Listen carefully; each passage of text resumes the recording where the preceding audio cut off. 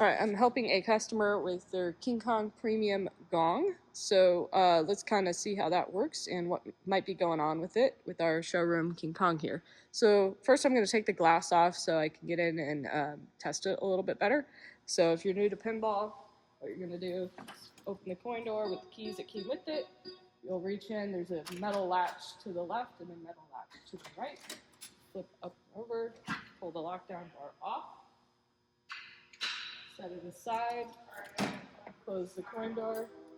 We're going to slide the glass out and put it in a safe place. Since I have concrete floors, I'm going to put some protective corners on it.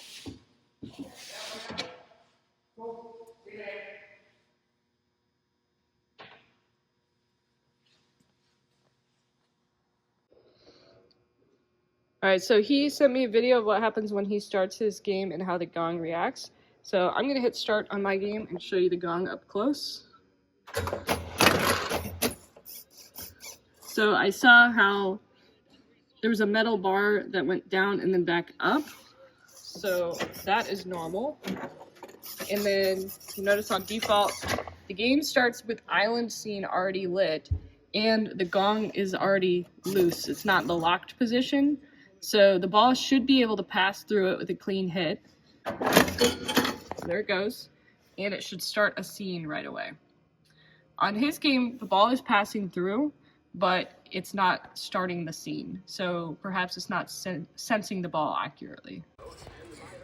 After looking at his video again, when he hits the gong, it does not make the gong noise, but when it gets to the hole behind it, it does kick it up pretty soon without having the ball surge. So that tells me maybe the sensor for the gong itself isn't working, but the switch in the hole behind it is. Here's another look at ours. This is a fresh new game. I just hit start.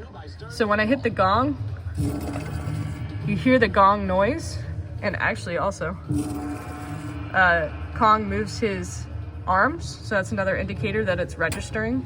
But then watch when I push the ball all the way through. When it hits the hole behind, it actually rolled the scene. That just gave me another idea to try what were to happen if I put it in the hole behind without hitting the gong. Would it start the scene or not? Let's see. Aha! That's exactly what his is doing. So it's kicking out without starting the scene. So that tells me that since his gong isn't making the noise, but it is registering the ball back here, but not starting the scene, I think that the gong is not sensing the ball going through it. Let's see what registers gong hits and what's going on with it. So got the coin door open and this white interlock switch pulled out so I can run tests and have the voltage enabled. So I'm gonna hit these are the menu buttons: black for enter, right red, left red, and green for back. So I'm gonna hit the black button to enter, black button again, right red button to go down to diagnostics, black button again, and black button to enter switch test, then black button to enter, black again for switch test with history. Okay. So at this point, watch what happens when I push on the gong. I hear a little noise and it says gong hit Opto. And then it also even gives you all the connections that it goes through, which is kind of a nice little bonus. So I'll just kind of repeatedly hit it every second. So it gives you the history of all the hits. And then here's about how far I push it till it registers right there.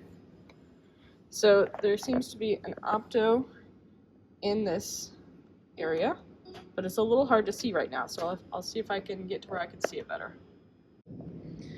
Alright, before I do any work on this, I'm going to push this switch back in so that the playfield's dark, and I've disabled the voltage so I don't short anything. And I'm gonna try taking out some screws to see if I can see in here better. Alright, now I kind of see how this works, so I'll show you. There's two Phillips screws back here that will allow you to see the Opto. So I will show you on mine what's going on.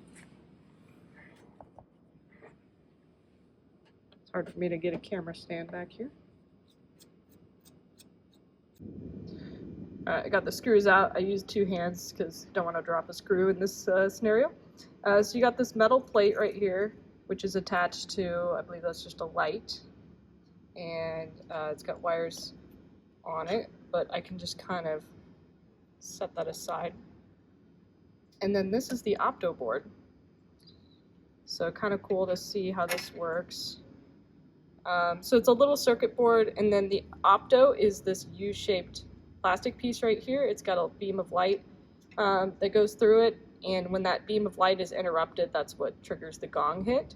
So this U-shaped Opto hangs through this rectangular hole here, and then when the gong swings, it interrupts that Opto. I know it's a little bit hard to see from here. But basically, if this Opto were not working and I was working on this game, I would first just check for good connections. That's the most common thing. So check that the connector is plugged in all the way.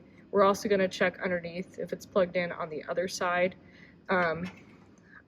You can pull this connector out and check it a little more carefully. I'll show you that. And then just kind of generally look at this board, and especially on the header pins, see if any of the solder looks cracked.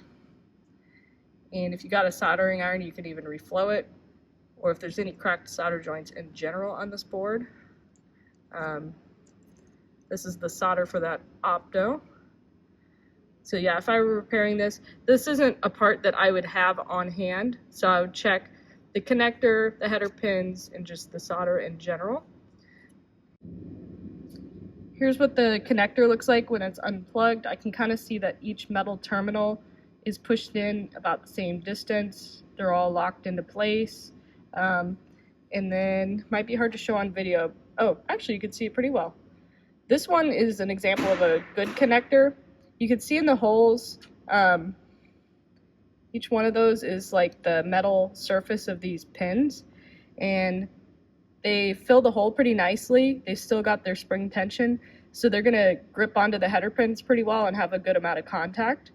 Sometimes you'll see, even brand new from the factory, that one of those just got crushed. You know, when you're crimping terminals, if you don't crimp it just right, you can accidentally crush it, or you can maybe not grip the wire enough with the terminal. So a couple things to check are looking at it from this angle, looking at it from this angle, make sure it's filling out the hole nicely, and then tugging on each wire to make sure each wire is crimped well. So give each wire a little pull. If it comes out easily, then it's not a very good crimp. Since this one looks good, I'm going to put it back. So I plugged the connector back in. You can see the fins of the connector go on the outside of the locking ramp thing. And then you're going to line the Opto up with the rectangular hole here. So it goes through the hole, and it lines up with the screw holes. And then you're going to put the metal bracket on top and put the screws in. This is what it looks like when it's back together. So that's the orientation that it goes. Connector is over here. If you're not comfortable taking it apart, that's okay. You can ask for help. But sometimes even just visually inspecting it from this angle, and you can even get to the connector and kind of jiggle the wires and see if anything pulls loose or if anything looks like it's not making a good connection. You might discover something simple like, oh, this connector just needs to be pushed in a little more or something like that, and you might be able to quickly fix it on your own. I'll show you below the playfield now, so you'll see the wires from this go down through here, and they're going to go through a hole in the playfield, so let's look underneath. Before you lift the playfield, you're going to want to take the balls out. Here's how I do it. I put my fingers right here and push up hard. There are 6 balls. I've already taken 5 of them out. You can use this helpful information to quickly locate the connector underneath the playfield. It says node 9, upper playfield, connector CN12, pin 3, white red, and ground pin 10, black white. So remember, CN12, pin 3, white red, pin 10, black white. When you lift the playfield, either do it with the power off or with the interlock switch in the position that turns the lights off on the playfield. Pull from here. set the rails on the receiver, pull forward until here, and then fold it back.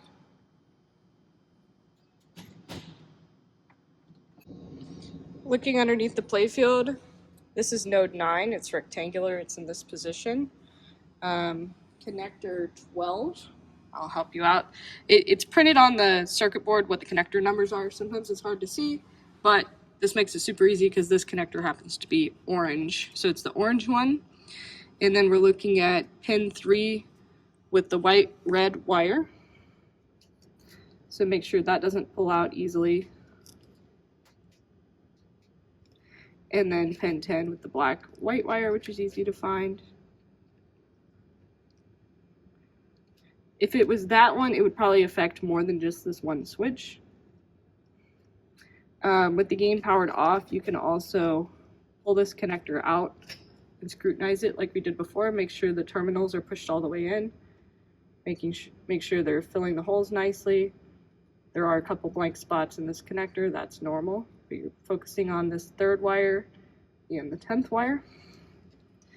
And line up the pins carefully, plug it back in.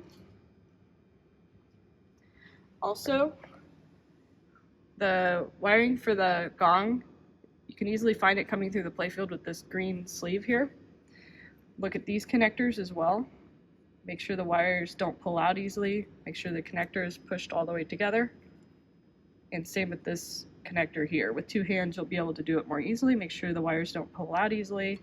Make sure the connector's together. You can disconnect it and reconnect it if you'd like, and kind of look inside it. But yeah, that's what I would be doing.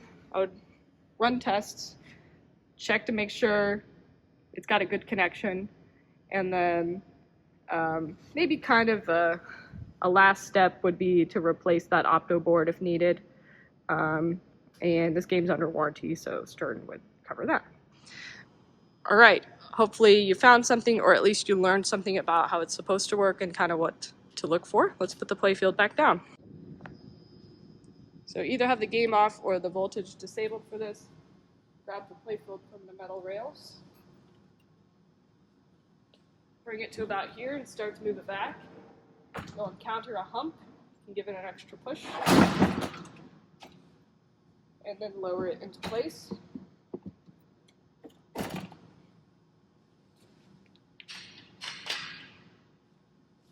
Gently set the balls on the playfield and let them roll down.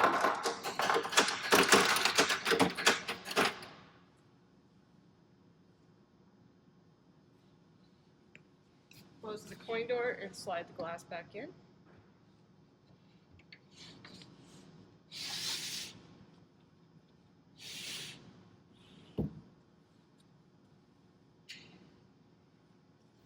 Line up your lockdown bar, latch it in. You can use the green button to back out of the menu. And feel free to retest your game either by, if you want to run the switch test with the glass off, that's fine, or if you want to replay it and see if anything changed, if you jiggled any connectors around, you can do that. But that's all for now. We'll be in touch.